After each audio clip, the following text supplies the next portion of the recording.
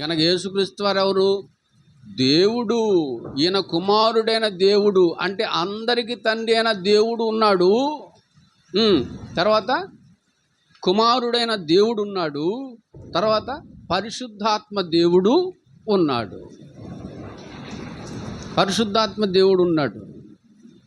పరిశుద్ధాత్ముడు కూడా దేవుడా? దేవునికి కుమారుడా? అవును. అవును. ఎక్కడుంది? రోమీయులకు రాసిన పత్రిక 8వ అధ్యాయం. రోమీయులకు రాసిన పత్రిక 8వ అధ్యాయము వచనం చదవండి. మనము దేవుని పిల్లలమని 16 మనము దేవుని పిల్లలమని ఆత్మ, పరిశుద్ధాత్మ తానే మన ఆత్మతో కూడా సాక్ష్యం ఇచ్చుచున్నాడు. ఏమని సాక్ష్యం ఇస్తున్నాడు?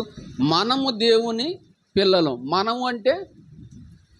మనం అంటే ఎలీషా ఉన్నాడా లేదా? నేను అంటున్నాను, మనం అంటున్నాం.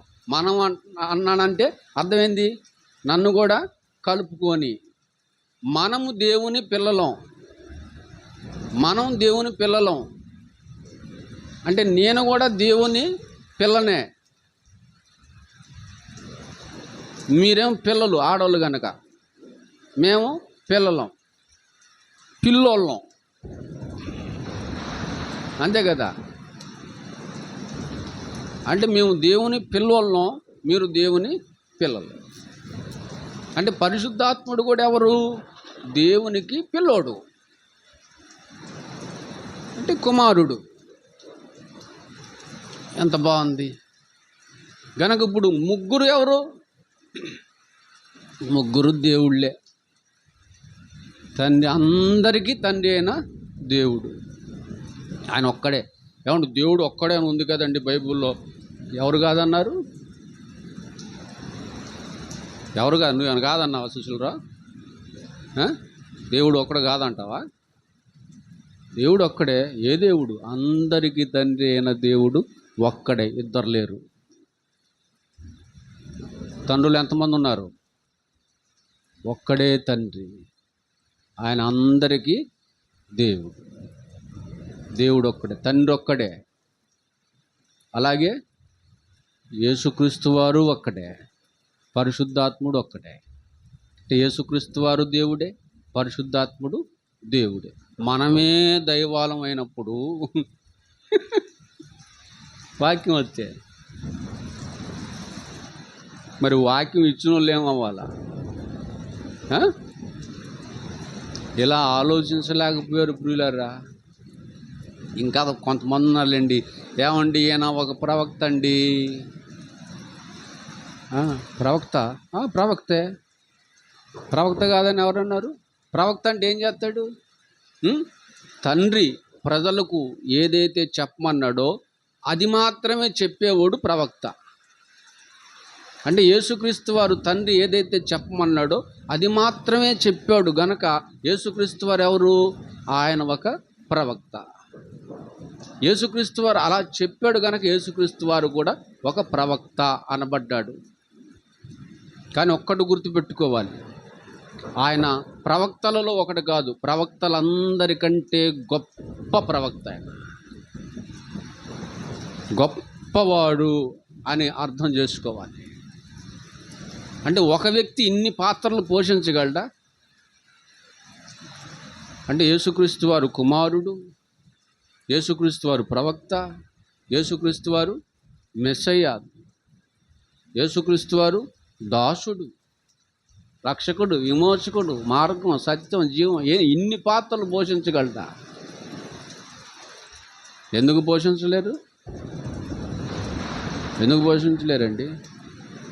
మా ఇంట్లో నేను రకరకాలుగా ఉంటా.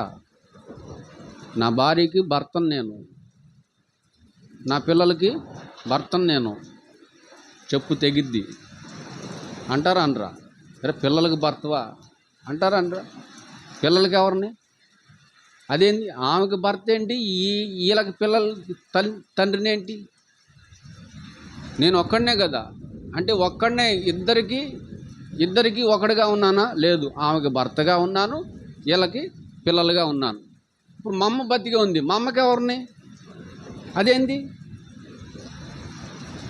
భర్తని తండ్రిని కదా, అంటే కొడుకును కూడా అవుతానా? కొడుకును కూడా అవుతాను. నాకు ముందు పుట్టినోడు ఒకడున్నాడు, ఆడికి ఎవరిని నేను?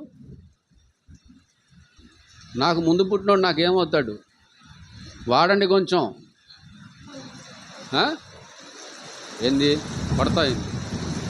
నాకు ముందు పుట్టినోడు ఏమవుతాడు? నాకు ఆడికి నేనేమవుతా? ఈమెకి భర్తని, వీళ్ళకి తండ్రిని, మా అమ్మకి కొడుకుని, నాకు ముందు పుట్టినోడికి తమ్ముడిని, నా తర్వాత ఒకటి పుట్టింది దానికి. ఏంటి ఇంతమందిగా అయిపోయానా? ఒక్కడే ఇన్ని పాత్రలా, ఇన్ని పేర్లతో పిలువబడుతున్నానా నేను? అమ్మమ్మకి మనవణ్ణి, అత్తకి అల్లుణ్ణి, అమ్మాయికి